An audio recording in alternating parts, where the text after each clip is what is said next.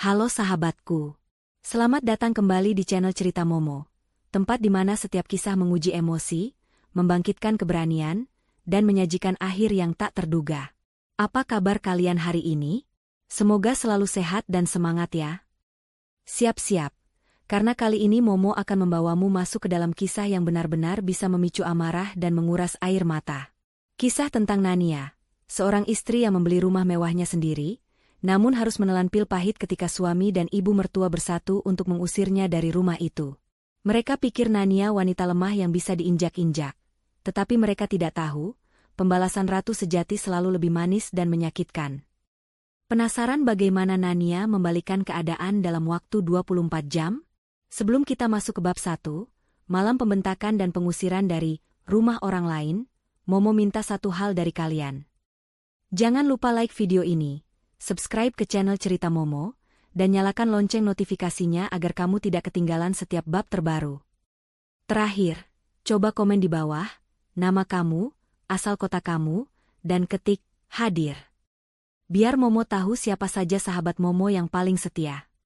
Siap? Yuk, kita mulai. Malam itu, di ruang makan mewah yang dihiasi lampu kristal dan taplak linen impor, ketegangan terasa begitu pekat, jauh lebih dingin dari udara AC yang menderu. Nania duduk tegak, mencoba mengabaikan tatapan tajam dan cibiran terselubung dari busonya, ibu mertuanya, dan Denny, adik iparnya.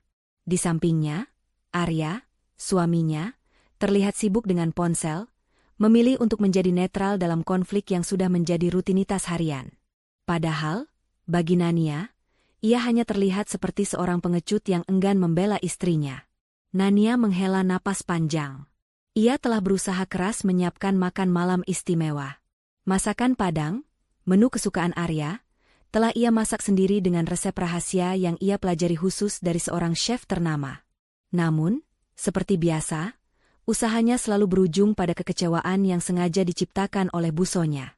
Nania, ibu tidak tahu ya, kenapa kamu keras kepala sekali? Suara busonya menusuk, memecah keheningan artifisial. Ibu mertuanya meletakkan sendoknya dengan bunyi denting keras di piring keramik. Lihat ini. Rendangmu terlalu keras. Jauh sekali rasanya dengan masakan mantan calon menantu ibu dulu, Anita. Dia tahu selera Arya, tahu bagaimana memasak masakan Padang otentik. Kamu ini sudah 5 tahun di sini, tapi urusan dapur saja masih nol besar. Denny segera menimpali dengan tawa mengejek. Benar, Mbak. Atau mungkin memang selera kampung yang dibawa ya, Bu? Untung rumah ini besar, jadi bau masakan aneh ini tidak sampai ke ruang tamu. Nania merasakan darahnya mendidih. Ini bukan lagi soal masakan. Ini adalah serangan pribadi yang merendahkan dirinya, menjelekkan asal-usulnya, dan membandingkannya dengan mantan pacar suaminya, Anita, sebuah nama yang selalu diangkat busonya untuk menyakitinya. Nania telah bersabar selama 5 tahun. 5 tahun ia menahan diri demi menjaga keharmonisan rumah tangga. 5 tahun ia membiarkan dirinya dicaci dan diinjak-injak di rumah yang ia yakini sebagai rumah bersama mereka. Namun, malam itu adalah batasnya. Nania sudah lelah berpura-pura tuli. Ia adalah seorang wanita karir yang sukses di bidang properti. Jauh sebelum ia menikah dengan Arya, Nania sudah memiliki bisnis yang mapan dan penghasilan yang jauh lebih besar. Status dan kekayaan suaminya, bagi Nania, hanyalah bonus. Selama ini, Nania memang menyembunyikan sebagian besar asetnya dan pekerjaannya yang sesungguhnya dari keluarga Arya, karena ia ingin tahu, apakah mereka bisa mencintainya tanpa melihat gelimang hartanya. Ternyata, hasilnya nihil. Nania meletakkan garpunya. Matanya menatap lurus ke arah busonya. Ada kilatan yang belum pernah busonya lihat sebelumnya. Kilatan harga diri yang terluka dan keberanian yang baru ditemukan. Busonya, kata Nania dengan nada dingin, suaranya tenang namun mengandung kekuatan yang mengintimidasi. Saya minta maaf jika rendang yang saya masak tidak sesuai dengan selera ibu. Tapi, saya harus mengatakan, 5 tahun mendengarkan perbandingan tentang masakan, pekerjaan, bahkan cara bernapas saya dengan mantan kekasih Arya, itu sudah lebih dari cukup. Busonya terkejut. Begitu juga Arya dan Denny. Mereka terdiam. Mereka tidak menyangka Nania akan berani melawan. Dan soal selera kampung, lanjut Nania, tatapannya beralih ke Denny, Saya rasa tidak ada hubungannya dengan kualitas masakan. Justru yang terlihat kampungan adalah sikap yang selalu membanding-bandingkan dan merendahkan orang lain yang sudah berusaha. Sebaiknya Ibu dan Denny menikmati saja apa yang ada, atau tidak usah makan sama sekali. Ruangan menjadi sunyi. Bu Sonya merasa dihina di depan putranya sendiri. Wajahnya merah padam. Ia menoleh ke Arya, mengharapkan pembelaan. Arya, kamu dengar istrimu bicara? Dia berani melawan ibu di rumah ini. Seru Bu Sonya, nadanya berubah menjadi rengekan manipulatif. Arya, yang sejak tadi hanya diam, kini merasa terdesak. Ia merasa harus memilih antara ibunya dan Nania. Dan seperti biasa, ia memilih yang ia anggap paling aman. Ia memilih ibunya. Ia berdiri dari kursinya. Nania, kamu keterlaluan, bentak Arya. Itu bukan lagi nada bicara suami yang menasihati. Itu adalah bentakan seorang pria yang merasa harga dirinya direndahkan oleh wanita di depan ibunya. Ia memukul meja makan dengan keras. Arya mendekat ke Nania. Matanya menyiratkan kemarahan dan kekecewaan. Kamu tahu kan, ibu tidak suka dibantah. Jangan pernah berani kamu marah, ataupun ribut dengan ibuku di rumah ini. Nania merasakan bentakan itu menusuk telinganya, tetapi yang lebih menyakitkan adalah pengkhianatan di mata suaminya. Pria yang ia cintai, pria yang ia percayai, selalu memilih untuk merendahkan dirinya demi membela egonya dan ego ibunya. Kamu seharusnya bersyukur ibu mau menerima kehadiranmu di sini, lanjut Arya dengan suara keras. Kalau kamu tidak bisa menghormati ibu, lebih baik kamu keluar. Sekarang, pergi dari rumah ini. Ibu benar, kamu hanya membawa masalah dan suasana buruk. Di saat itulah, sebuah kebenaran pahit menghantam Nania. Selama ini, keluarga Arya selalu membuatnya merasa bahwa ia hanyalah tamu tak diundang yang menumpang hidup. Mereka membuat Nania lupa bahwa rumah mewah tempat mereka berdiri, rumah yang menjadi saksi semua penghinaan itu, sejatinya adalah rumah Nania. Sebuah senyum kecil yang sangat tipis dan dingin tersungging di bibir Nania. Senyum yang tidak dilihat Arya, karena ia sedang sibuk meluapkan amarahnya. Senyum yang menandakan bahwa kesabaran Nania telah habis, dan sebuah rencana besar telah dimulai. Baik, Arya, jawab Nania, suaranya kini kembali setenang air di danau, kontras dengan kemarahan Arya yang berapi-api. Saya akan pergi. Tepat seperti yang kamu minta. Bu Sonya dan Denny bertukar pandang penuh kemenangan. Bu Sonya tidak bisa menahan kegembiraannya. Syukurlah. Pergi saja. Akhirnya rumah ini kembali tenang tanpa wanita miskin sepertimu. Kamu memang tidak layak berada di sini. Bu Sonya tertawa puas, tawa yang penuh ejekan dan arogansi. Nania tidak menoleh pada Bu Sonya. Ia hanya menatap Arya untuk terakhir kalinya. Di mata Nania, Arya bukan lagi suaminya, melainkan hanya seorang pria asing yang baru saja membuang berlian demi sehelai kain lep. Nania bangkit dari kursinya, berjalan menuju kamarnya tanpa mengucapkan sepatah kata pun. Di dalam kamar, Nania mengeluarkan koper paling kecil. Ia hanya memasukkan beberapa pakaian dan dompetnya. Ia mengambil ponselnya, dan sebelum mengemasi, ia mengambil foto beberapa sertifikat dan dokumen penting yang tersimpan rapi di brankas tersembunyi. Dokumen-dokumen itu adalah bukti tak terbantahkan. Saat Nania kembali ke ruang tamu, Arya dan Bu Sonya masih ada di sana, menonton dengan tatapan meremehkan. Denny bahkan mendekat. Mau lari kemana, Mbak? Kembali saja ke kampungmu sana, cibir Denny, berusaha menyentuh koper Nania. Nania mengibaskan tangan Denny dengan gerakan yang tegas. Saya akan pergi ke tempat di mana saya dihargai. Dan kamu, Denny, kamu akan segera tahu apa arti dari kehormatan dan harga diri. Nania berjalan lurus menuju pintu utama. Ia tidak menoleh ke belakang. Bahkan ketika Bu Sonya meneriakkan kalimat perpisahan yang penuh hinaan. Sana pergi. Jangan pernah kembali. Ini bukan rumahmu. Saat pintu tertutup di belakangnya, Nania berdiri di jalanan sunyi itu untuk beberapa saat. Ia menarik napas dalam-dalam, menghela napas yang membawa serta semua sakit hati dan kekecewaan. Ia mengaktifkan ponselnya. Tanpa menunda sedetik pun, Nania membuka kontak dan menekan nomor Pak Dirga, pengacara kepercayaannya. Pak Dirga, ini Nania, katanya, suaranya profesional dan dingin, seolah sedang berbicara tentang proyek bisnis bernilai miliaran. Semua dokumen yang saya siapkan sudah lengkap. Tolong jalankan rencana A. Saya ingin semuanya dieksekusi besok pagi. Dan, siapkan dokumen gugatan cerai. Di bawah cahaya lampu jalan, senyum yang tadinya tipis kini melebar, menjadi senyum kemenangan dan pembalasan. Ia tidak lagi melihat dirinya sebagai istri yang terbuang, tetapi sebagai seorang pemilik sejati yang baru saja mengambil kembali kendali atas takdirnya. Nania sudah pergi. Mereka pikir Nania kalah. Tapi, mereka tidak tahu, itu adalah awal dari kejatuhan mereka. Nania mematikan telepon setelah berbicara dengan Pak Dirga.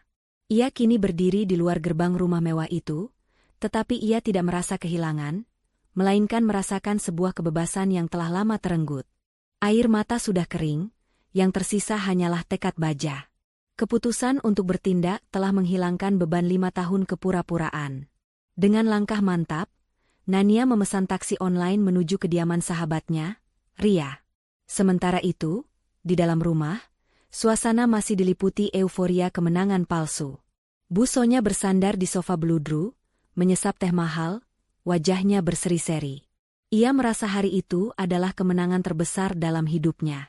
Ia berhasil menyingkirkan menantu yang ia anggap tak selevel, dan hanya menjadi aib keluarga. "Lihat, Arya," kata Bu Sonya dengan nada puas, tangannya menunjuk ke arah pintu depan. "Semudah itu. Ibu sudah bilang, wanita seperti dia tidak punya harga diri, sekali dibentak langsung lari. Dia tahu diri bahwa ini bukan rumahnya." Arya mencoba menyembunyikan rasa bersalahnya di balik ego yang besar. Ia memang merasa bersalah karena membentak Nania, tetapi pujian dari ibunya berhasil menenangkannya. Ia meyakinkan dirinya bahwa ia melakukan hal yang benar untuk melindungi ibunya. Lagi pula, ia yakin Nania akan kembali setelah beberapa hari, memohon maaf, dan berjanji untuk lebih patuh. "Dia akan kembali, Bu. Dia tidak punya tempat lain," ujar Arya. Suaranya terdengar meyakinkan dirinya sendiri lebih dari meyakinkan Bu Sonya. Denny berjalan hilir mudik, menertawakan koper kecil yang dibawa Nania. "Aku tidak menyangka, Mbak Nania yang sok kaya itu hanya membawa koper sekecil itu. Mungkin memang tidak punya harta apa-apa, Bu. Kita beruntung tidak jadi terbebani utangnya." Denny kemudian melirik ke arah Arya. "Besok, aku akan mulai memindahkan kamar Mbak Nania menjadi ruang gymku. Ya, Mas?" Bu Sonya tersenyum lebar. "Tentu, Nak. Kita akan bersihkan semua jejak wanita itu dari rumah ini. Besok Ibu akan panggil desainer interior langganan Ibu. Semua perabotan jelek yang dibeli Nania itu harus diganti. Rumah ini harus memancarkan kemewahan yang sebenarnya, bukan kemewahan palsu seperti menantu kampung itu." Obrolan mereka berlanjut, penuh rencana renovasi, pembelian perabotan baru, dan penghinaan yang terus-menerus ditujukan pada Nania yang sudah tidak ada. Mereka tertawa, bersulang dengan teh mereka, merayakan pengusiran Nania sebagai sebuah pencapaian. Mereka menikmati ilusi bahwa mereka adalah pemilik sah dan berkuasa di rumah mewah itu. Sementara itu, Nania tiba di rumah Ria, sahabatnya, yang langsung menyambutnya dengan pelukan hangat. Ria sudah tahu semua kisah yang terjadi. Ria adalah satu-satunya orang yang tahu rahasia besar Nania, termasuk identitasnya sebagai pemilik perusahaan properti sukses dan fakta bahwa Nania lah yang membeli rumah mewah itu secara tunai, beberapa bulan sebelum menikah dengan Arya. Di kamar Ria, Nania mengeluarkan ponselnya dan menunjukkan foto-foto sertifikat serta bukti transfer dana pembelian rumah. Ria menatap tak percaya. "Astaga, Nania. Jadi selama ini kamu membiarkan mereka menghinamu di rumah yang kamu beli sendiri?" tanya Ria, tercengang. "Aku hanya ingin melihat seberapa jauh cinta Arya padaku, Ria. Aku ingin tahu apakah dia bisa menghargaiku sebagai istri, bukan sebagai penghasil uang atau pajangan," jawab Nania lirih. Ternyata, ego dan kelemahan di hadapan ibunya jauh lebih besar daripada cintanya. Nania kemudian menceritakan detail pembicaraannya dengan Pak Dirga. Nania tidak hanya ingin bercerai, ia ingin memberikan pelajaran yang sangat menyakitkan. Ia ingin merobek mahkota palsu yang dipakai Bu Sonya dan Arya, serta meruntuhkan ilusi kepemilikan mereka. Pak Dirga sedang menyiapkan semuanya. Besok pagi, tepat saat mereka sedang menikmati kemenangan mereka, badai akan datang, kata Nania, matanya menyala dengan tekad. Aku tidak hanya akan menarik diri dari rumah itu, Ria. Aku akan menarik seluruh rumah itu dari mereka. Ria tersenyum. Ia bangga pada ketegasan sahabatnya. Itu baru Nania yang aku kenal. Kamu ratu sejati, Nia. Sudah saatnya kamu mengambil kembali tahtamu.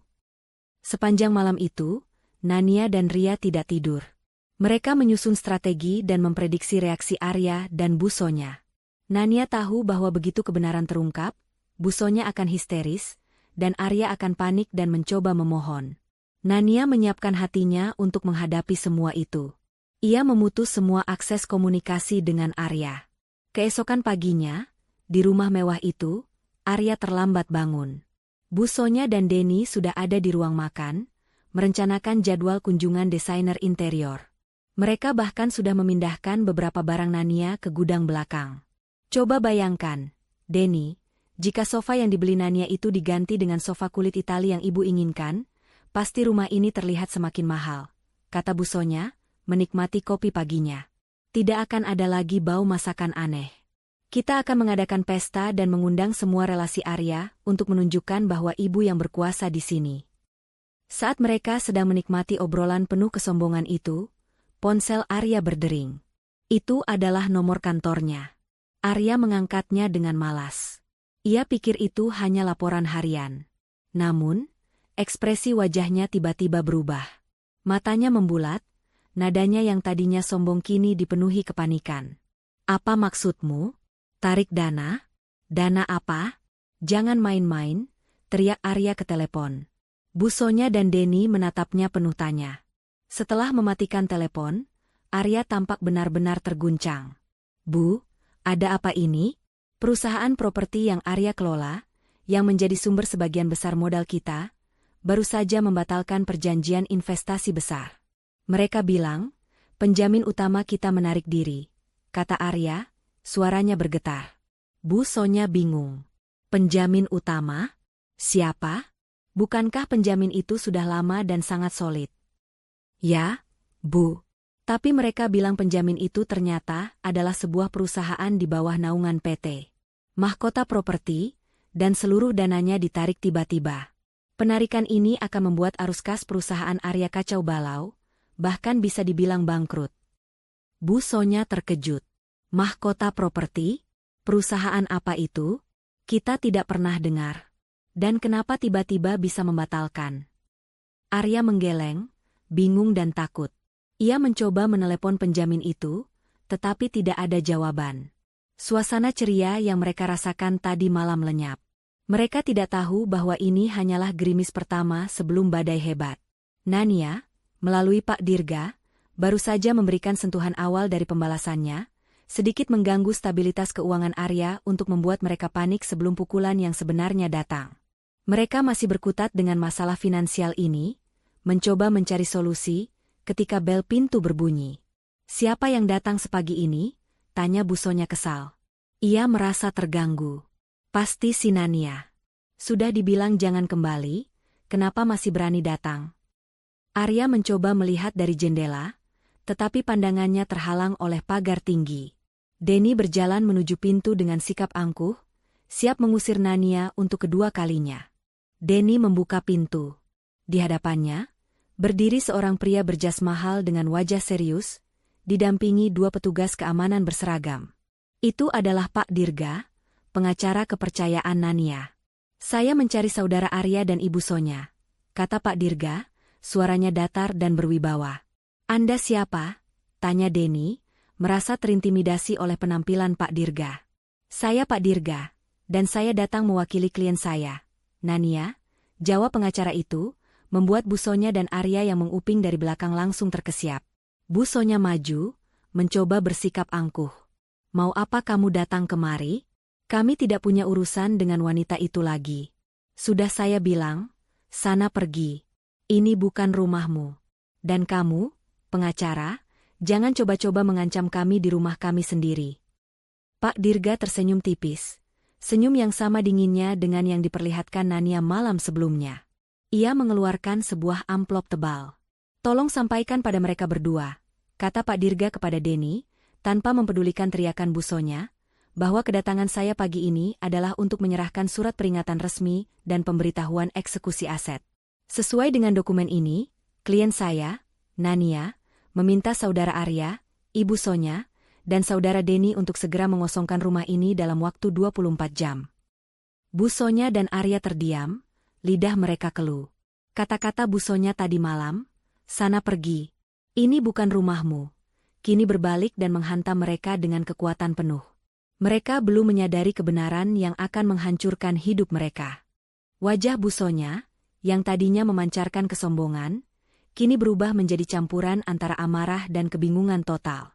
Arya tampak pucat, kakinya terasa lemas di ambang pintu. Mereka berdua berdiri membeku di hadapan Pak Dirga, yang mempertahankan ekspresi tenang dan profesional. Denny, yang paling cepat pulih dari keterkejutan, langsung menyambar amplop tebal dari tangan Pak Dirga. "Apa-apaan ini? Pemberitahuan eksekusi aset? Omong kosong macam apa ini?" Denny membentak sambil merobek segel amplop itu. "Tolong baca dengan cermat, Saudara Denny," ujar Pak Dirga tanpa terpengaruh. "Semua tertera jelas di sana. Saya hanya melaksanakan tugas sebagai perwakilan hukum klien saya."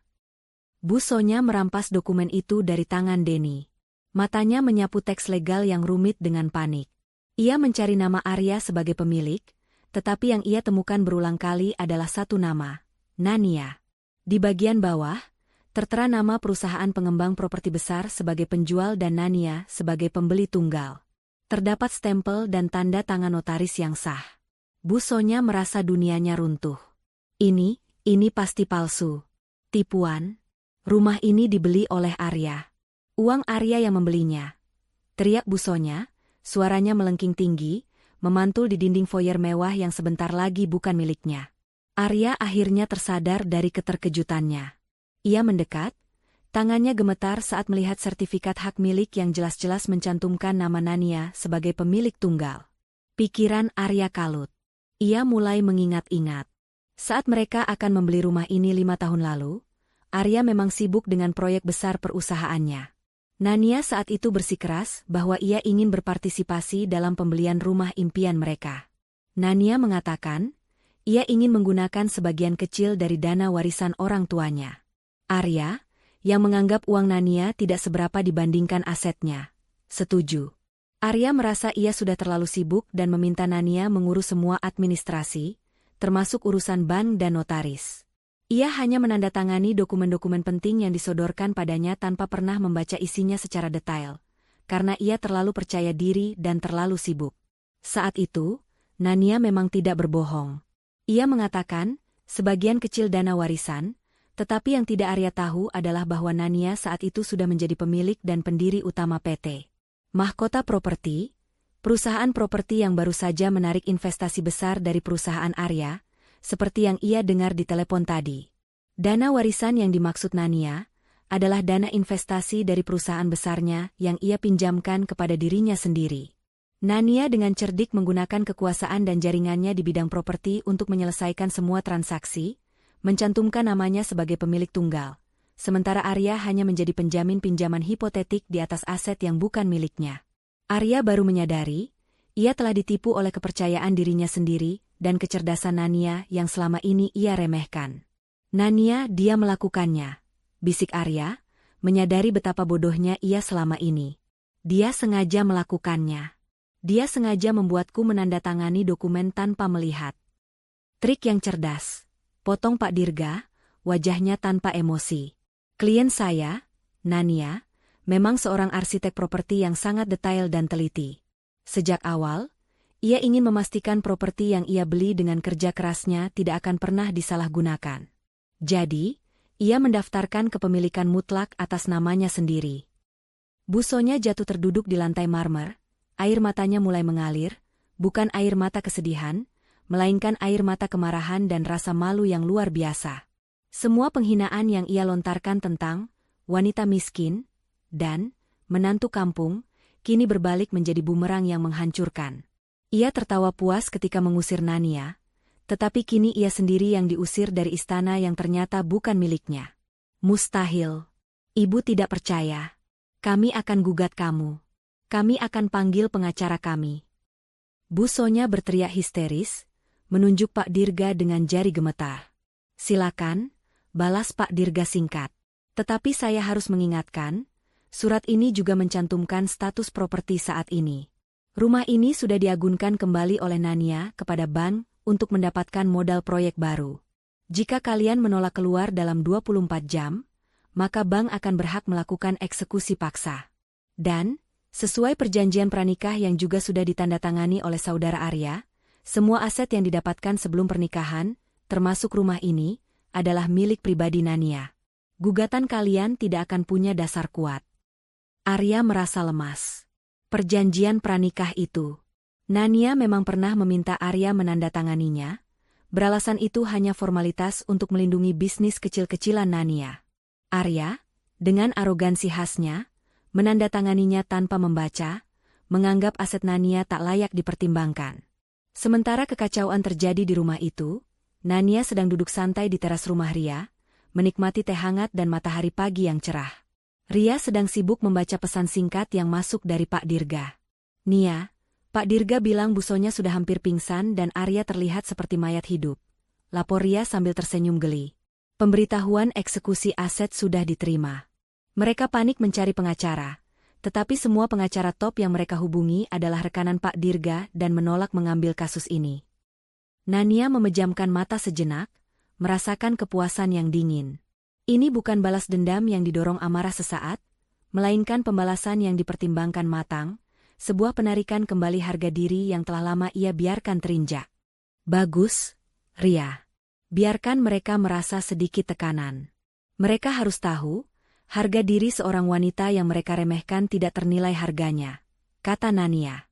Nania kemudian menjelaskan rencananya lebih lanjut. Ia tidak ingin menghancurkan total Arya, setidaknya tidak secara langsung. Ia ingin Arya dan Bu Sonya merenungkan kesalahan mereka, merasakan pahitnya hidup tanpa kenyamanan yang selama ini mereka anggap remeh. Aku akan membiarkan mereka keluar dengan tangan kosong. Rumah itu harus dikosongkan secara total. Pak Dirga akan mengurus penyitaan semua perabotan mewah yang terbukti dibeli atas nama perusahaan Nania, atau menggunakan dana Nania. Hanya barang-barang pribadi mereka yang boleh dibawa, jelas Nania. Aku ingin Bu Sonya dan Arya merasakan bagaimana rasanya memulai dari nol, seperti yang selalu mereka tuduhkan padaku. Ria menatap Nania dengan kagum. Kamu sungguh cerdas, Nia. Mengubah properti itu menjadi alat pembalasan yang sah di mata hukum. Kamu benar-benar ratu di istana sejati. Nania menghela napas. Tahta ini didapatkan dengan harga yang mahal, Ria. Harga dari kepercayaan yang hancur. Dan aku tidak akan membiarkan tahta ini direbut lagi. Nania kemudian meminta Ria untuk menemaninya ke kantor Pak Dirga. Ia perlu meninjau kembali surat gugatan cerai. Nania tidak ingin Arya mendapatkan satupun harta Gonogini. Mengingat pernikahan mereka baru berjalan 5 tahun dan hampir semua aset besar didapatkan Nania sebelum atau dengan dana pribadinya, termasuk rumah mewah itu, gugatan cerai Nania memiliki dasar hukum yang sangat kuat untuk menuntut perpisahan tanpa pembagian harta, kecuali barang-barang pribadi Arya yang minim. Nania memutuskan bahwa ia harus menghadapi Arya dan Bu Sonya lagi, tetapi kali ini, bukan sebagai istri yang tertekan, melainkan sebagai pemilik sah yang berdaulat, didampingi pengacaranya. Pertemuan itu harus terjadi sebelum batas waktu 24 jam habis, untuk memberikan dampak psikologis yang maksimal. Besok pagi, Ria. Kita akan ke sana. Kita akan saksikan bagaimana mahkota palsu mereka terlepas, kata Nania, matanya memancarkan ketenangan seorang jenderal yang siap memenangkan pertempuran terakhirnya. Di saat yang sama, di rumah mewah itu, Arya sedang mencoba menenangkan ibunya yang histeris dan panik. Ia menelepon Denny, yang sedang mencari pengacara lain. Tidak ada yang mau membantu mereka. Kehancuran finansial dan psikologis sudah mulai merayapi keluarga itu. Semua berawal dari satu bentakan yang diucapkan Arya di malam yang penuh kesombongan. Mereka baru menyadari, wanita yang mereka usir dengan tawa puas itu, bukanlah wanita miskin yang mereka bayangkan, melainkan sosok yang memegang kendali penuh atas nasib mereka. Pagi menyambut di rumah mewah yang sebentar lagi akan menjadi saksi kehancuran sebuah keluarga yang dibangun di atas kebohongan dan kesombongan. Matahari bersinar cerah, tetapi tidak mampu menembus awan gelap keputusasaan yang menyelimuti hati Bu Sonya, Arya, dan Denny. Mereka bertiga tidak tidur semalaman. Mereka menghabiskan malam itu dengan panik membaca setiap lembar dokumen yang ditinggalkan oleh Pak Dirga. Setiap kalimat hukum terasa seperti palu godam yang menghantam ego dan ilusi kekayaan mereka. Bu Sonya kini duduk di kursi ruang makan, bukan dengan sikap anggun seorang nyonya rumah, melainkan dengan postur rapuh seorang wanita tua yang baru saja kehilangan segalanya. Wajahnya yang biasa dipoles riasan mahal kini tampak kusut dan pucat. Ia terus meratapi nasibnya, menyalahkan Nania atas kebohongan yang menurutnya kejam. Ia tidak mau mengakui bahwa keserakahannya sendiri, serta perlakuan buruknya, adalah pemicu utama dari semua ini. Bagaimana bisa, Arya? Bagaimana bisa wanita itu berbohong begitu licik? Bu Sonya menangis terseduh-seduh. Dia membuat kita menandatangani surat-surat bodoh itu. Dia menipu kita. Ibu tidak mau keluar dari rumah ini. Ini adalah rumah yang Arya janjikan untuk ibu. Arya, yang biasanya mudah terpengaruh oleh tangisan ibunya, kini terlihat lebih fokus pada kehancurannya sendiri. Ia berjalan mondar-mandir, rambutnya acak-acakan. Bukan hanya rumah yang hilang, tetapi juga reputasinya. Penarikan investasi dari PT Mahkota Properti yang ternyata milik Nania, telah menyebabkan gelombang kepanikan di perusahaannya. Beberapa klien besar mulai membatalkan kontrak, karena takut aset mereka ikut terseret dalam kekacauan finansial Arya.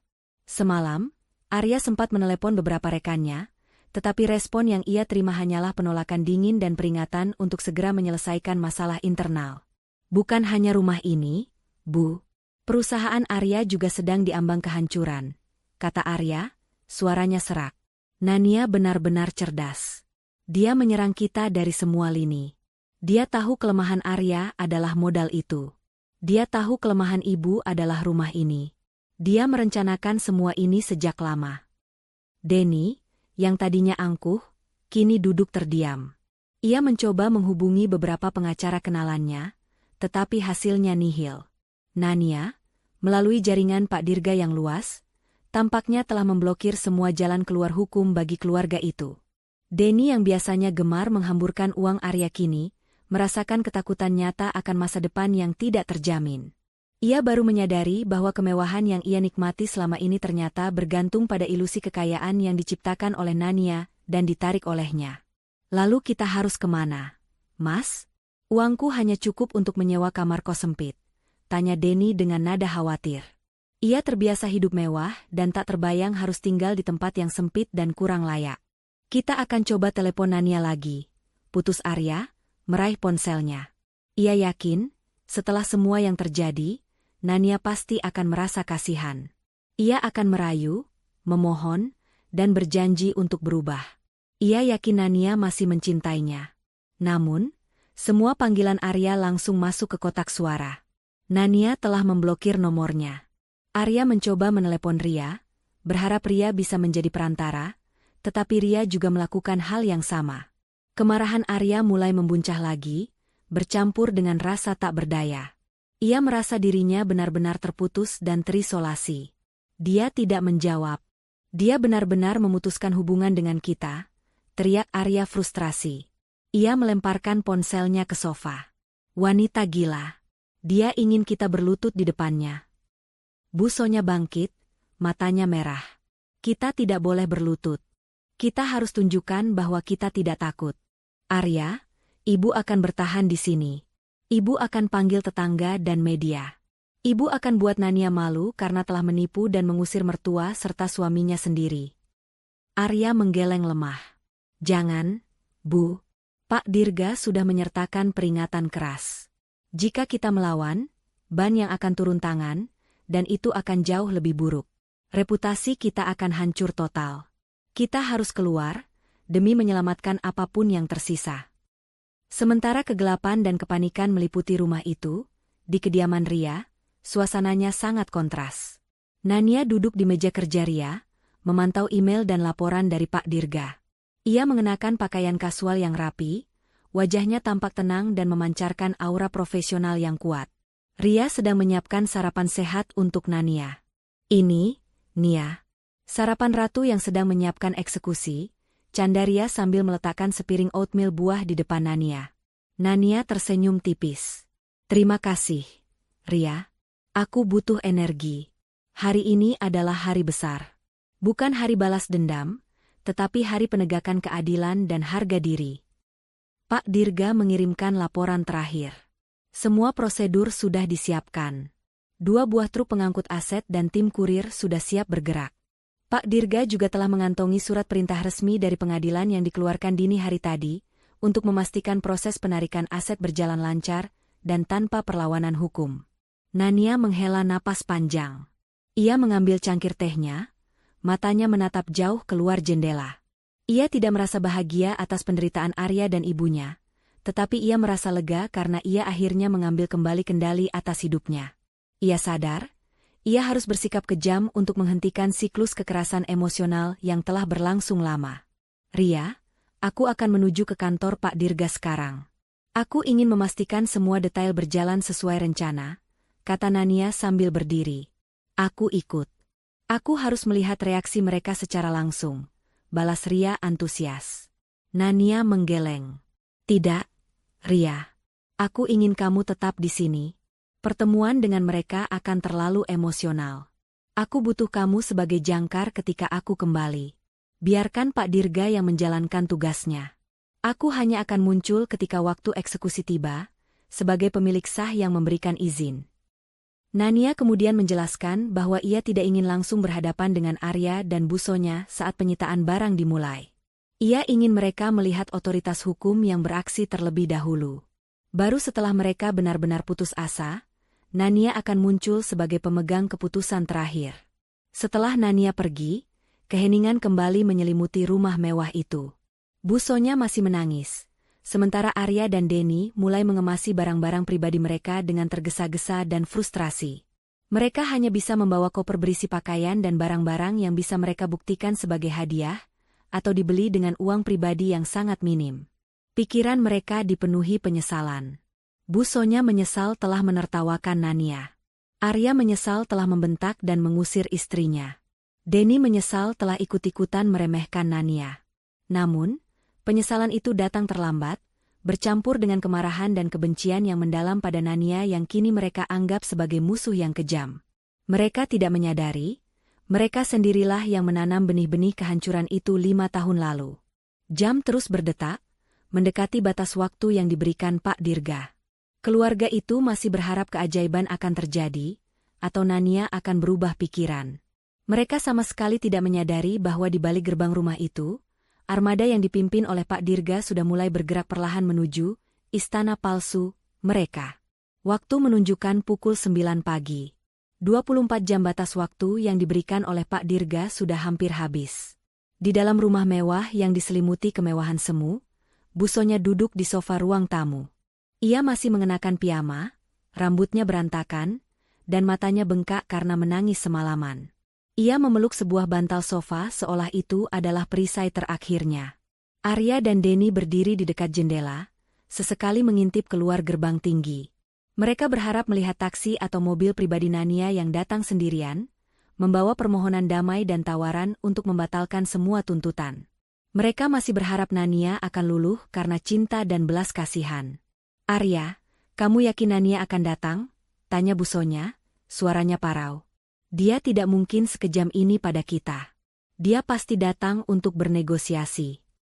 Arya mengangguk, mencoba meyakinkan dirinya sendiri. Pasti, Bu. Dia hanya ingin kita minta maaf. Sebentar lagi dia datang. Setelah itu, Arya akan berbicara dengannya, dan semua akan kembali normal. Dia tidak akan membiarkan properti ini benar-benar disita. Namun, yang datang bukanlah Nania sendirian yang memohon, melainkan iring-iringan kendaraan yang membawa kabar buruk. Sebuah mobil sedan mewah hitam melaju perlahan, diikuti oleh 2 truk besar yang mencolok dan sebuah mobil patroli kepolisian. Iring-iringan itu berhenti tepat di depan gerbang utama rumah mereka. Jantung Arya langsung mencelos. Ia mengenali sedan hitam itu. Itu adalah mobil yang dikendarai Pak Dirga, pengacara Nania. Kehadiran mobil polisi di sana membuat Busonya menjerit tertahan. Denny langsung berlari ke belakang, ke dapur, seolah ingin bersembunyi. Bel pintu berbunyi berkali-kali, deringnya keras dan mendesak, memecah keheningan yang tegang. Arya tahu ia tidak bisa melarikan diri. Dengan langkah berat, ia berjalan menuju pintu, didampingi busonya yang kini berdiri tegak, mencoba memulihkan kesombongan palsunya. Arya membuka pintu. Di sana berdiri Pak Dirga dengan setelan jas abu-abu, memegang map kulit hitam. Di sampingnya, berdiri dua petugas polisi yang memasang ekspresi serius, serta beberapa orang pria berbadan tegap yang mengenakan rompi kurir. "Selamat pagi, Saudara Arya, Ibu Sonya," sapa Pak Dirga dengan nada formal. "Sesuai dengan pemberitahuan eksekusi aset yang sudah saya serahkan, hari ini adalah batas akhir waktu pengosongan. Kami datang untuk melaksanakan penarikan aset." "Tidak. Kalian tidak bisa melakukan ini," teriak Bu Sonya, langkahnya maju mendekati Pak Dirga. "Ini rumah kami. Kalian tidak punya hak. Kami akan melapor ke polisi." "Ibu tidak perlu melapor," potong Pak Dirga dengan tenang, menunjuk ke arah petugas di sampingnya. "Polisi sudah hadir untuk memastikan proses ini berjalan tertib dan legal, sesuai dengan surat perintah eksekusi dari pengadilan negeri. Ibu Sonya, mohon jangan menghalangi proses hukum. Jika Ibu melawan, kami terpaksa mengambil tindakan tegas." Wajah Bu Sonya langsung memucat ketika salah satu petugas polisi maju selangkah, menatapnya tajam. Ia terpaksa mundur. Arya mencoba bernegosiasi. "Pak Dirga, tolong. Saya ingin berbicara dengan Nania. Saya janji akan mengubah semua perlakuan saya. Ini tidak perlu sampai sejauh ini." Pak Dirga menggeleng. "Keputusan klien saya sudah final, Saudara Arya. Ia tidak bersedia bertemu dengan Anda, karena ia merasa semua komunikasi sudah berakhir. Tugas saya hari ini adalah melaksanakan perintah. Tolong tunjukkan barang-barang pribadi Anda. Sisa dari rumah ini, termasuk semua perabotan yang tertera dalam daftar kepemilikan Nania, akan kami angkut." Pak Dirga memberikan isyarat kepada timnya. Tim kurir berbadan tegap itu, dengan cekatan dan profesional, mulai memasuki rumah. Mereka membawa daftar inventaris panjang yang merinci setiap perabotan. Sofa bludru impor, lampu kristal, lukisan mahal, set meja makan dari kayu jati ukir, hingga home theater canggih di ruang keluarga. Semuanya terdaftar sebagai aset yang dibeli atas nama Nania, atau perusahaannya, PT Mahkota Properti. Bu Sonya menjerit histeris ketika ia melihat dua pria mulai mengangkat sofa kesayangannya. "Jangan, itu milik kami. Itu Ibu yang pilih," teriaknya sambil berusaha menahan sofa itu. "Mohon maaf, Bu Sonya," kata salah satu petugas kurir sambil menunjukkan stiker kecil di bawah sofa. "Sofa ini terdaftar sebagai aset yang dibeli atas nama PT Mahkota Properti pada bulan Mei 5 tahun lalu. Kami hanya menjalankan tugas." Bu Sonya jatuh ke lantai, menangis tanpa suara. Ia tidak hanya kehilangan sofa, tetapi juga kehilangan harga dirinya. Setiap barang yang diangkut keluar adalah bukti kebohongan yang ia jalani selama 5 tahun, bukti bahwa kemewahan yang ia pamerkan kepada teman-temannya adalah milik wanita yang ia sebut menantu miskin. Arya mencoba menyelamatkan barang-barang pribadinya, tetapi daftar itu sangat ketat. Arya hanya diizinkan mengambil pakaian, foto keluarga lama, dan beberapa barang yang dibeli sebelum ia menikah dengan Nania. Ketika Arya mencoba menyelamatkan koleksi jam tangan mewahnya, Pak Dirga menginterupsi. "Jam tangan itu, Saudara Arya," ujar Pak Dirga, menunjuk pada salah satu kotak jam tangan.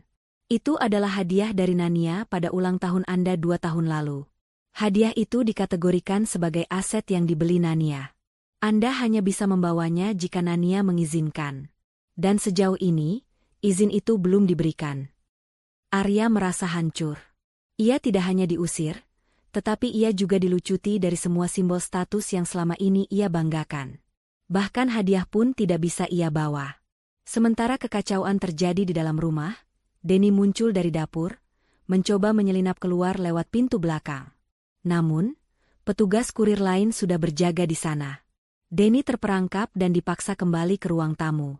Proses pengosongan berlangsung cepat dan efisien. Dalam waktu kurang dari 2 jam, rumah yang tadinya penuh dan megah kini terasa hampa. Dinding-dindingnya telanjang, lantai marmernya kosong, hanya menyisakan jejak debu. Perabotan mewah itu kini ditumpuk di dalam truk besar yang siap berangkat. Bu Sonya, Arya, dan Denny terpaksa duduk di lantai, hanya dikelilingi oleh koper-koper kecil yang berisi pakaian mereka. Mereka melihat truk itu perlahan menjauh, membawa semua yang selama ini mereka anggap sebagai simbol kesuksesan dan kekuasaan. Pak Dirga melangkah ke tengah ruang tamu yang kosong. Ia mengeluarkan selembar kunci dari sakunya dan menaruhnya di atas meja kecil yang tersisa. "Saudara Arya, Ibu Sonya, Saudara Denny," kata Pak Dirga, suaranya kini lebih tegas dan final. "Rumah ini kini sepenuhnya kosong. Kunci ini akan saya serahkan kembali kepada pemiliknya yang sah, Nania. Kalian memiliki waktu 1 jam untuk meninggalkan pekarangan rumah ini. Setelah itu, gerbang akan dikunci dan dikendalikan penuh oleh tim keamanan Nania. Surat gugatan cerai Saudara Arya akan segera diproses di pengadilan." Pak Dirga membungkuk sedikit, ekspresi wajahnya mengatakan bahwa perannya sudah selesai. Ia berbalik dan berjalan menuju mobilnya. Petugas polisi dan keamanan mengawasi dari kejauhan. Bu Sonya berdiri, matanya berkaca-kaca menatap kesunyian dan kekosongan rumah itu. "Nania, dia benar-benar melakukannya. Dia menghancurkan kita," bisiknya, suaranya penuh penyesalan yang bercampur dengan kebencian. Arya menatap kosong ke arah pintu yang baru saja ditutup Pak Dirga. Ia akhirnya menyadari, wanita yang ia bentak dan ia usir tadi malam bukanlah istrinya yang lemah, melainkan seorang ratu yang baru saja mengambil kembali istana sejatinya dengan kejam, cerdas, dan sah di mata hukum. Di pekarangan depan rumah mewah yang kini terlihat kosong, Bu Sonya, Arya, dan Denny berdiri di samping tumpukan koper-koper kecil yang menjadi satu-satunya harta yang tersisa. Mereka terlihat menyedihkan, pakaian mereka kusut, dan wajah mereka dipenuhi sisa-sisa air mata dan keringat. Mereka baru saja menyaksikan truk-truk pengangkut aset Nania melaju pergi, meninggalkan kehampaan yang terasa mematikan. Tim keamanan yang disewa Pak Dirga berdiri di gerbang, menunggu dengan sabar batas waktu 1 jam mereka habis. Bu Sonya terus merengek, menyandarkan tubuhnya yang lemas pada Arya. "Kita harus kemana, Nak? Kita tidak punya uang tunai yang cukup. Kita tidak punya tempat tinggal. Kita dipermalukan di depan tetangga. Ini semua gara-gara wanita iblis itu." Arya menatap ibunya dengan tatapan kosong. Ia tidak bisa lagi menyalahkan Nania sepenuhnya. Ia tahu, egonya dan perlakuan buruknya adalah bibit dari kehancuran ini. Ia menyadari betapa bodohnya ia mempercayai bahwa Nania, yang selalu ia sebut miskin, benar-benar lemah dan tidak berdaya. Ia merasa dirinya adalah pecundang terbesar, karena telah mengusir pemilik rumahnya sendiri. Tiba-tiba, sebuah mobil sedan sport mewah berwarna merah marun, yang tidak pernah mereka lihat sebelumnya, meluncur mulus ke pekarangan. Mobil itu berhenti dengan elegan, dan pintu pengemudi terbuka. Bu Sonya, Arya, dan Denny menatap dengan rasa ingin tahu bercampur was-was. Siapa lagi yang datang? Dari balik pintu mobil, muncul sesosok wanita. Rambutnya ditata rapi, ia mengenakan blazer elegan berwarna krem, dan wajahnya dipulas make-up tipis yang menunjukkan ketenangan. Ia terlihat berkelas, berkuasa, dan yang terpenting, ia terlihat asing, seolah ia datang dari dunia yang jauh berbeda. Wanita itu adalah Nania. Namun, Nania yang berdiri di hadapan mereka saat itu bukanlah Nania yang mereka kenal, istri yang selalu menunduk, diam, dan sabar menghadapi penghinaan. Nania yang ini adalah ratu sejati, pemilik tunggal dari segalanya, yang datang untuk menegaskan kekuasaannya. Nania melangkah keluar dari mobil, tidak ada sedikit pun keraguan atau emosi yang terpancar di matanya. Ia bahkan tidak melirik koper-koper bekas mereka yang teronggok di rumput. "Nania?" panggil Arya, suaranya bergetar. Ia mencoba melangkah maju, ingin meraih tangan Nania. "Nania, tolong, kita bisa bicarakan ini. Saya minta maaf. Saya janji akan berubah." Nania menghentikan langkahnya, berdiri beberapa meter dari mereka. Ia mengangkat tangannya dengan isyarat singkat yang membuat Arya terhenti. Ia menatap Arya dari ujung kepala hingga kaki, dan tatapan itu dipenuhi rasa kasihan yang dingin, bukan cinta atau penyesalan. "Sudah terlambat, Arya," kata Nania, suaranya pelan namun terdengar jelas dan penuh otoritas. "Pembicaraan kita sudah selesai. Batas waktu untuk pengosongan sudah habis." Bu Sonya langsung marah melihat ketenangan Nania. Ia melupakan rasa sakit dan lelahnya, dan berdiri tegak dengan sisa-sisa amarah. Dasar wanita licik. Kamu sengaja melakukan ini, bukan? Kamu menipu kami. Kamu ingin menghancurkan hidup anak ibu. Teriak Busonya, air mata kemarahan membasahi pipinya. Setelah semua yang kami berikan padamu, ini balasanmu. Kami tidak akan pernah memaafkanmu. Nania tersenyum tipis, senyum yang sama sekali tidak ramah. Ia berjalan melewati mereka, menuju ke pintu utama rumah yang kini sudah kosong. Ia mengeluarkan kunci rumah yang baru dari tas tangannya. Semua yang kalian berikan padaku? Tanya Nania, nadanya ironis. Ia berhenti di ambang pintu, menatap Busonya. Apa yang sudah kalian berikan? Busonya? Penghinaan? Caci maki? Perbandingan dengan mantan kekasih suami saya? Atau, apakah kalian memberi saya rasa menjadi wanita yang tidak pernah dihargai di rumah yang saya anggap sebagai keluarga? Nania kemudian memutar kunci dengan bunyi, klik, yang keras. Pintu itu terbuka. Nania melangkah masuk ke dalam foyer yang kosong, dan suaranya bergema di ruangan yang hampa itu. Saya datang bukan untuk meminta maaf atau memohon belas kasihan. Saya datang untuk menegaskan fakta. Ujar Nania, suaranya meninggi. Ia menoleh ke arah Arya, Busonya, dan Denny yang berdiri di luar. Rumah ini, kata Nania sambil menunjuk ke setiap sudut ruangan dengan sapuan tangannya yang anggun. Semua yang ada di dalamnya, mulai dari fondasi hingga atap, dibeli dengan kerja keras saya. Dengan uang yang saya hasilkan sendiri, bukan uang Arya. Rumah ini milik Nania, bukan milik kalian. Busonya terperangah. Kebenaran yang pahit itu kini ditampar di wajahnya, diucapkan langsung oleh Nania di tengah kekosongan. Saya berikan rumah ini kepada kalian sebagai hadiah pernikahan, sebagai tempat yang seharusnya menjadi surga bagi keluarga kami. Tetapi kalian mengubahnya menjadi neraka bagi saya. Kalian mengusir saya dari rumah yang saya beli sendiri, dan menertawakan saya, lanjut Nania. Nania kemudian berjalan mendekati jendela, menatap mereka bertiga yang berdiri seperti patung di halaman. Kalian menyebut saya wanita miskin dan kampung. Kalian membandingkan saya dengan Anita, yang kalian anggap lebih baik. Sekarang, lihatlah. Wanita, miskin, ini adalah pemilik PT Mahkota Properti, yang baru saja menghancurkan kestabilan finansial perusahaan Arya dan menarik semua asetnya. Wajah Arya berubah kelabu. Ia baru menyadari kaitan antara PT Mahkota Properti yang disebut Pak Dirga dan Nania. Ia merasa ditelanjangi dan dipermalukan. Semua kemewahan yang selama ini ia banggakan hanyalah ilusi yang diciptakan Nania. Saya sudah cukup bersabar. Saya sudah cukup dihina. Saya memberikan kesempatan kepada kalian untuk menghargai saya sebagai istri dan sebagai manusia. Tetapi kalian memilih untuk menginjak saya, kata Nania. Nadanya kini bergetar sedikit karena emosi yang ia tahan. Mulai hari ini, rumah ini bukan lagi milik kalian. Kalian tidak punya hak untuk menginjakan kaki di pekarangan ini. Nania memanggil salah satu petugas keamanan. Tolong pastikan mereka mengambil semua barang pribadi mereka dan meninggalkan pekarangan ini dalam waktu 15 menit. Gerbang harus dikunci segera setelah mereka keluar. Busonya kembali histeris. Ia berlari ke pintu, mencoba masuk. Tidak. Kamu tidak bisa melakukan ini pada ibu, Nania. Ibu mohon.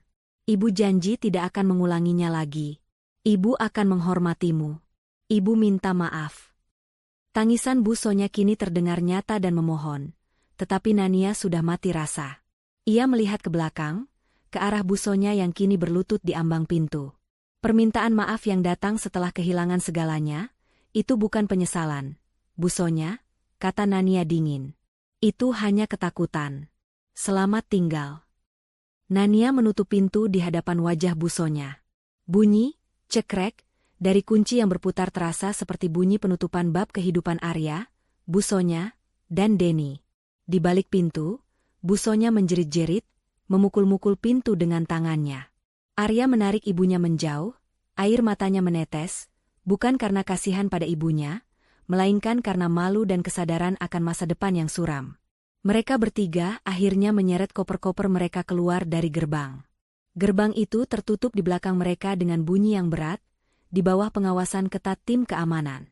Mereka ditinggalkan di jalanan, tanpa tempat tujuan, tanpa harta, dan tanpa harga diri, diusir dari istana yang ternyata bukan milik mereka.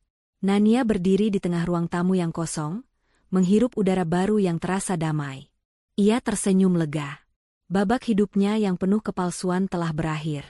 Ia telah mengambil kembali mahkotanya. Setelah gerbang rumah mewah itu tertutup rapat di hadapan mereka, Busonya, Arya, dan Denny merasakan dinginnya aspal jalanan menghantam realitas mereka.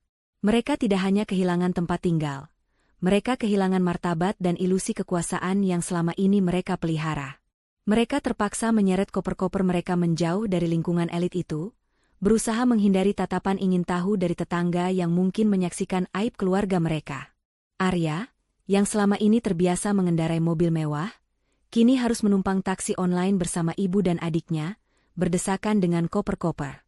Tujuannya adalah sebuah apartemen kecil yang dulunya dibeli Denny sebagai investasi sampingan, tetapi selama ini disewakan. Apartemen itu kini kosong, tetapi kondisinya jauh dari kemewahan yang mereka nikmati. Sesampainya di sana, kekecewaan Busonya mencapai puncaknya. Apartemen 2 kamar itu terasa sempit dan berdebu. Dapur kecilnya hanya dilengkapi perabotan seadanya.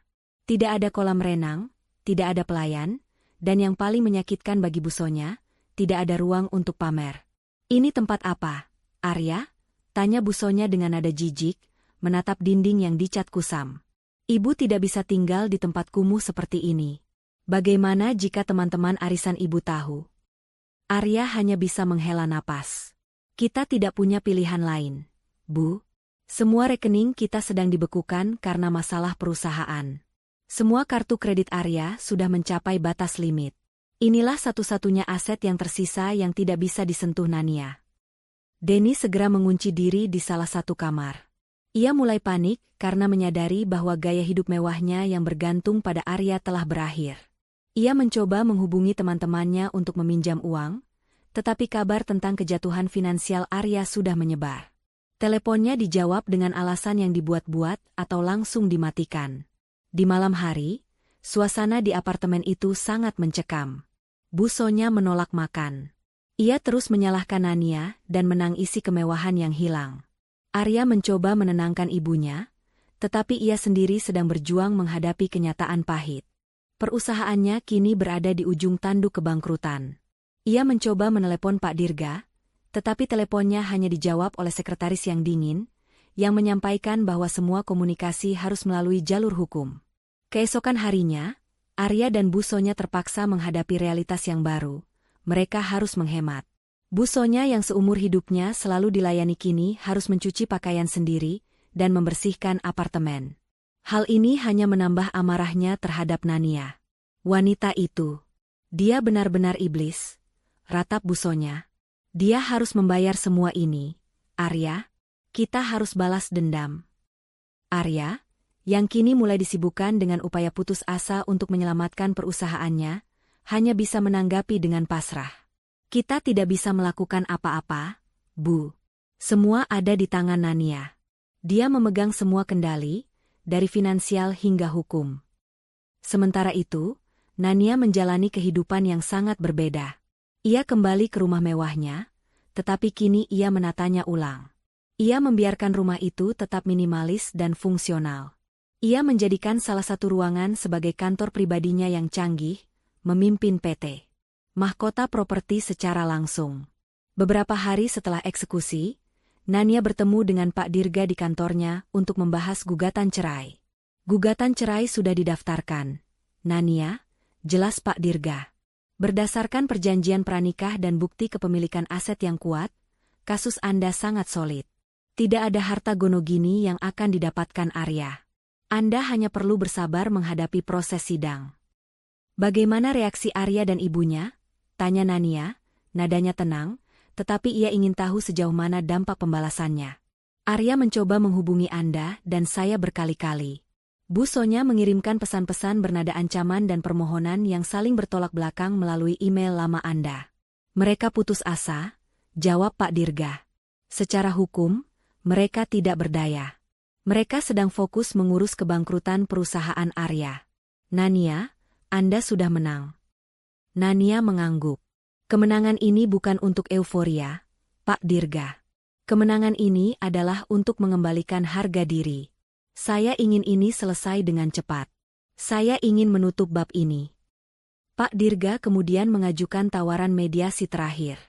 Saya akan mencoba mengirimkan pesan mediasi. Mediasi ini bukan tentang harta, tetapi tentang pengakuan kesalahan. Jika Arya dan ibunya bersedia membuat pengakuan tertulis dan meminta maaf secara tulus di hadapan saksi, Ria, maka proses perceraian bisa dipercepat, dan Anda bisa memberikan sedikit keringanan, mungkin berupa pembagian aset yang jauh lebih kecil, sekadar untuk memulai hidup baru. Nania berpikir sejenak. Ia sadar, uang bukan lagi masalah. Yang ia butuhkan adalah pengakuan atas penderitaannya. Setuju. Kirimkan pesan mediasi itu, Pak Dirga. Saya ingin pengakuan tulus, bukan karena keterpaksaan. Jika mereka menolak, biarkan proses hukum berjalan, dan mereka akan kehilangan segalanya, termasuk sisa-sisa reputasi mereka. Kembali ke apartemen sempit itu, Arya menerima surat dari pengadilan mengenai gugatan cerai Nania dan tawaran mediasi. Awalnya, ia marah besar. Ia merasa Nania terlalu kejam. Tidak akan. Arya tidak akan memohon padanya. Lebih baik Arya bangkrut daripada harus berlutut. Seru Arya di hadapan Busonya. Namun, Busonya, yang kini merasakan betul pahitnya hidup miskin, mulai melunak. Ia merindukan kenyamanan. Ia merindukan pelayan. Ia merindukan rumah mewahnya. Arya, kita tidak bisa begini terus, kata Busonya dengan suara lemah. Kita sudah kehilangan segalanya. Jika pengakuan ini bisa mempercepat perceraian, dan kamu bisa mendapatkan sedikit modal untuk memulai kembali, kita harus melakukannya. Kita harus menelan harga diri kita. Kita sudah kalah telak. Denny, yang sudah sebulan tidak mendapatkan uang jajan, juga ikut mendesak. Iya, Mas. Ibu benar. Kita hadapi saja dia.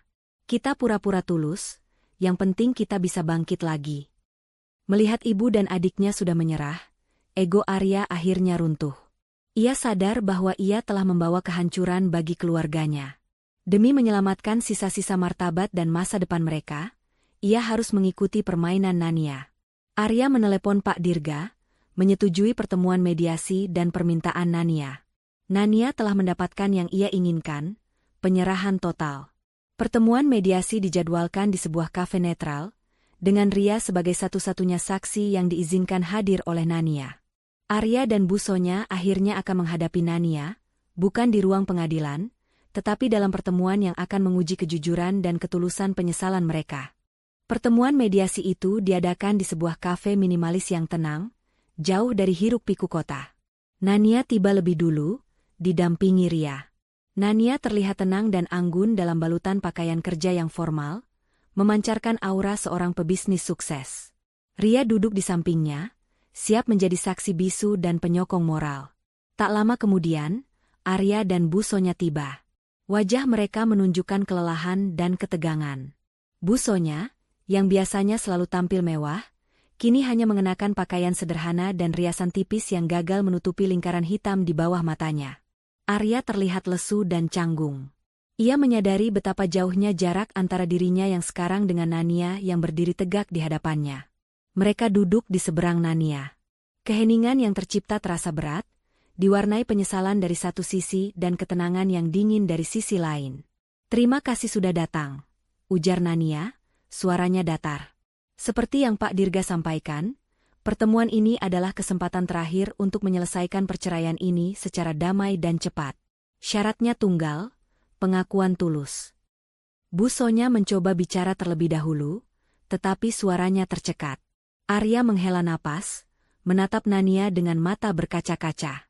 Ia tahu, inilah saatnya menelan semua harga diri yang tersisa. Nania, kata Arya, suaranya bergetar. Saya minta maaf. Saya sangat menyesal. Ia berhenti sejenak, sulit menemukan kata-kata yang tepat. Saya menyesal telah membentakmu malam itu.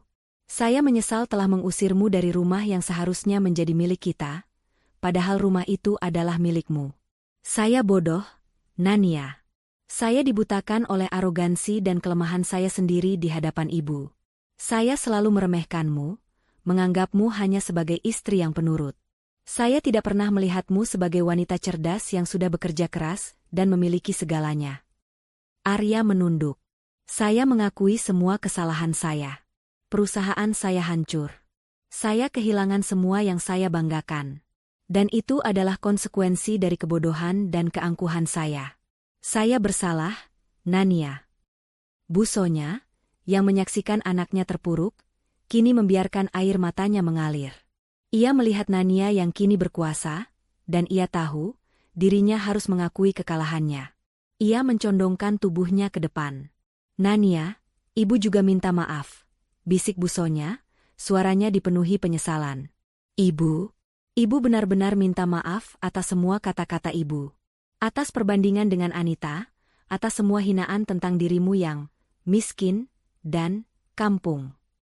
Ibu tahu, tidak ada kata-kata yang bisa menebus rasa sakit yang sudah ibu berikan. Ibu sangat sombong dan jahat. Ibu menyesal, Nania.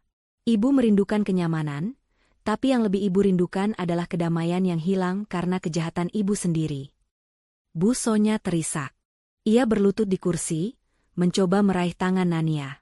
Nania membiarkan tangan itu disentuh, merasakan dinginnya kulit Busonya. Ibu tidak peduli lagi dengan rumah atau harta.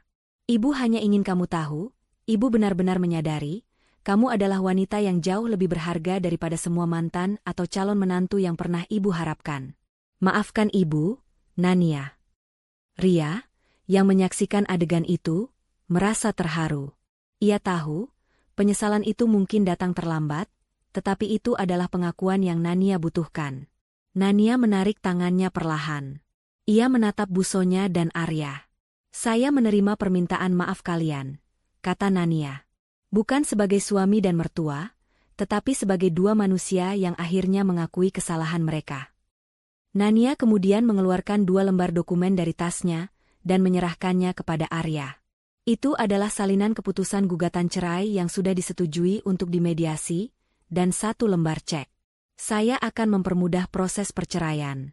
Saya tidak akan menuntut kerugian apapun dari kehancuran finansial perusahaan Arya, jelas Nania. Dan cek itu adalah uang yang cukup untuk Busonya dan Arya memulai hidup baru dengan layak, bukan untuk kemewahan, tetapi untuk modal awal hidup sederhana. Anggap saja sebagai biaya untuk mendapatkan kembali harga diri kalian, dan kesempatan untuk memulai lagi. Arya terkejut. Ia tidak menyangka Nania akan memberikan uang setelah semua yang terjadi. Ia merasa malu, tetapi juga lega. Terima kasih, Nania, bisik Arya. Terima kasih, ulang Busonya. Air matanya kini adalah air mata haru yang bercampur malu. Nania berdiri. Semua sudah selesai. Saya akan meminta Pak Dirga untuk memproses perceraian secepatnya, tanpa perlawanan. Saya harap kalian bisa belajar dari semua ini.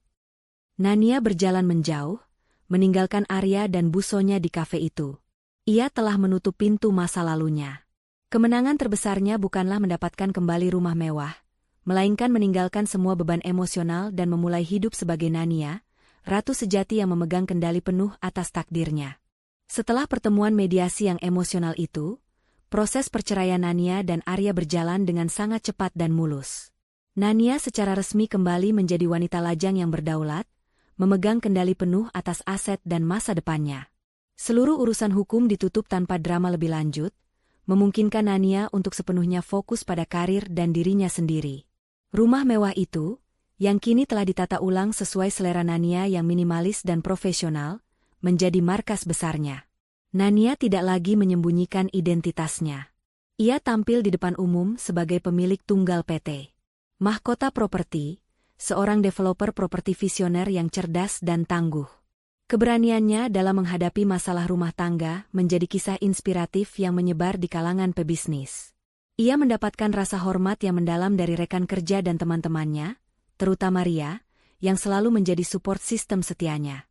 Nania menghabiskan waktu dengan mengembangkan proyek-proyek ambisiusnya, merancang kota-kota baru, dan menciptakan lingkungan yang tidak hanya mewah, tetapi juga menghargai nilai-nilai keluarga sejati dan martabat. Ia kini benar-benar menjadi ratu di istana sejati, istana yang ia ciptakan sendiri, tanpa perlu pengakuan dari orang lain. Sementara itu, di apartemen kecil itu, kehidupan Arya, Busonya, dan Denny berubah drastis. Setelah menerima cek dari Nania, Arya menggunakannya sebagai modal awal untuk mendirikan usaha konsultasi kecil.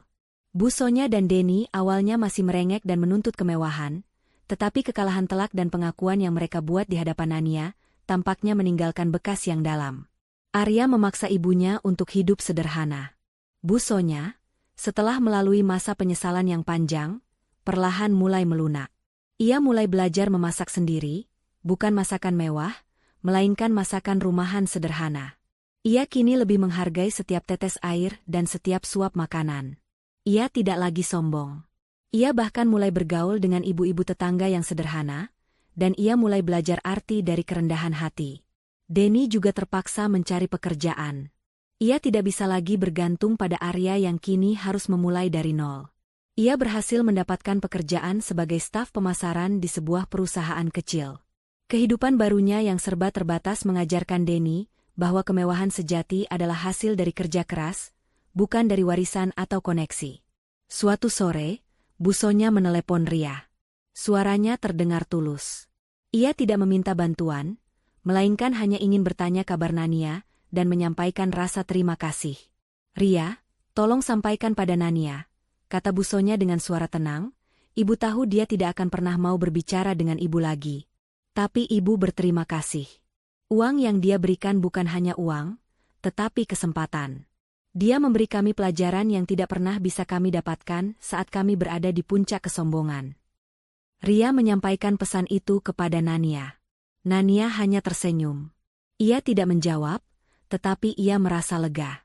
Ia tahu, pembalasannya telah mencapai tujuan utamanya. Bukan menghancurkan total, tetapi memberikan pelajaran yang transformatif. Arya, meskipun kini hidup serba terbatas, merasa jiwanya lebih damai. Ia tidak lagi terbebani oleh ilusi kekayaan dan tuntutan ibunya. Ia tahu, ia telah kehilangan wanita yang luar biasa, tetapi ia mendapatkan kembali dirinya sendiri, sebagai pria yang lebih jujur dan bertanggung jawab. Ia kadang-kadang melihat berita tentang kesuksesan Nania, dan hanya bisa tersenyum.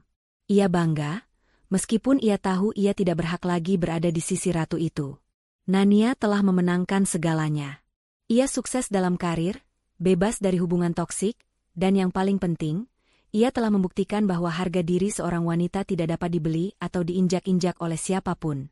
Ia kini siap untuk babak hidup yang benar-benar baru, dengan mahkota yang telah ia menangkan dan kenakan sendiri. Beberapa tahun telah berlalu sejak Nania resmi menutup babak hidupnya bersama Arya. Ia kini berdiri di balkon rumah mewahnya, memandang lanskap kota yang perlahan berubah berkat proyek-proyek yang ia pimpin. Ia tidak lagi hanya seorang istri. Ia adalah salah satu tokoh kunci dalam dunia properti nasional, seorang wanita mandiri yang kisahnya sering diceritakan sebagai inspirasi. Nania kini hidup dalam ketenangan dan kemakmuran yang sejati, kemakmuran yang didapat dari integritas dan kecerdasannya. Ia sering mengadakan pertemuan bisnis di rumah itu, dan setiap tamu yang datang selalu dibuat kagum oleh aura profesionalisme dan kekuatan yang ia pancarkan. Rumah yang pernah menjadi medan pertempuran emosional itu kini benar-benar menjadi istana sejati bagi seorang ratu yang berdaulat. Suatu hari, Nania menerima undangan resmi untuk menghadiri acara peluncuran proyek perumahan sosial di pinggiran kota. Yang mengejutkan, nama Arya tercantum sebagai kepala divisi pembangunan nirlaba. Arya, dengan cek yang diberikan Nania, tidak hanya memulai bisnis kecil, tetapi ia benar-benar menemukan panggilan hidup barunya sebagai aktivis sosial. Nania memutuskan untuk hadir. Ia ingin melihat sejauh mana perubahan yang telah dicapai Arya. Saat Nania tiba di lokasi, ia bertemu dengan Arya. Arya yang sekarang tampak berbeda. Ia tidak lagi mengenakan jas mahal, tetapi kemeja sederhana, dan matanya memancarkan ketenangan serta kerendahan hati. "Nania," sapa Arya, terkejut namun bahagia melihatnya. "Arya," balas Nania dengan senyum ramah, senyum yang tulus, bukan lagi senyum dingin pembalasan. Mereka berbicara sebentar, bukan tentang masa lalu yang menyakitkan, tetapi tentang pekerjaan dan proyek masa depan. Arya menceritakan bagaimana ia belajar banyak dari kejatuhannya, dan bagaimana ia kini mengerti bahwa kebahagiaan sejati tidak datang dari kekayaan yang dipamerkan, melainkan dari kontribusi nyata. "Saya berterima kasih, Nania," kata Arya tulus. "Kamu tidak hanya mengambil rumah itu, kamu mengambil keangkuhan saya dan menggantinya dengan tujuan hidup. Saya tahu saya tidak akan pernah bisa memilikimu lagi, tetapi saya bangga dengan siapa dirimu sekarang. Nania mengangguk, hatinya terasa lega. Balas dendamnya telah berbuah penebusan. Di sisi lain, Bu Sonya dan Denny juga mengalami perubahan yang signifikan. Bu Sonya, melalui sambungan telepon singkat dengan Ria, menyampaikan bahwa ia kini aktif di kegiatan sosial gereja, membantu menyiapkan makanan bagi kaum duafa. Ia telah meninggalkan semua perhiasan dan arisan elitnya, menemukan kedamaian dalam kesederhanaan. Nania kembali ke istana sejatinya. Ia tidak mencari cinta yang baru, ia menikmati keutuhan dirinya sendiri. Ia memilih untuk membangun hidup yang penuh makna, dikelilingi oleh orang-orang yang tulus menghargainya, termasuk sahabat setianya, Ria. Ia telah membuktikan bahwa wanita yang diusir dengan hinaan itu adalah wanita yang memegang kunci kekuasaan dan kebahagiaan dirinya sendiri. Arya, Bu Sonya, dan Denny akhirnya menyadari bahwa mahkota sejati bukan berada di perhiasan atau properti mewah, melainkan di dalam hati yang bersih dan penuh harga diri. Mereka kehilangan segalanya, tetapi mendapatkan kembali esensi kemanusiaan mereka. Nania memilih untuk tidak pernah melihat ke belakang. Pintu rumah mewahnya tetap terbuka lebar, tetapi hanya untuk hati-hati yang tulus dan penuh kehormatan. Harga diri seorang wanita adalah aset paling berharga yang tidak bisa diukur dengan kekayaan atau diinjak-injak oleh siapapun. Kesabaran ada batasnya, dan bertindak cerdas adalah bentuk balas dendam terbaik.